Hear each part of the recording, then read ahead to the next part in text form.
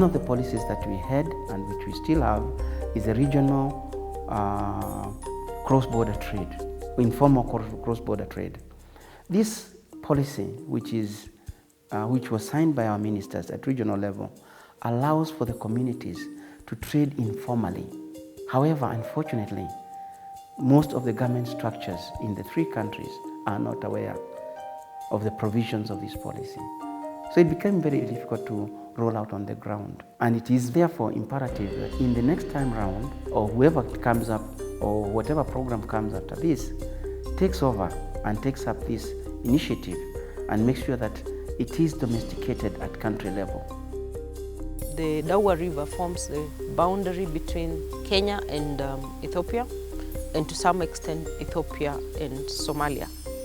And the communities here do not have a crossing across the Dawa River, and so sometimes the market is on the other side of the river and they have to rely on these informal boats to cross to take their products to the market. Now, if the member states agreed and the funding was available to have a bridge in that area, it would help open up the area. They will be able to move their produce across borders easily.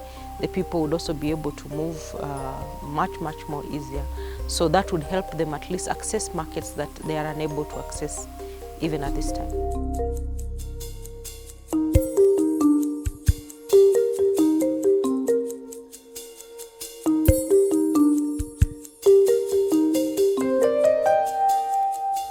Then we also have another agreement that has been signed by our member states, Ethiopia, Kenya, and Somalia being part of the IGAD community, and that is the cross-border MOU on animal health, production and marketing.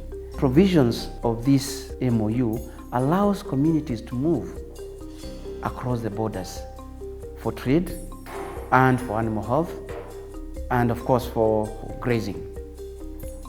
Now this also needs to be domesticated at local levels. The waredas on the Ethiopian side, the county on the Kenyan side, and of course the district on Gedo, Somalia side needs to take this up after, of course, adoption by the national governments.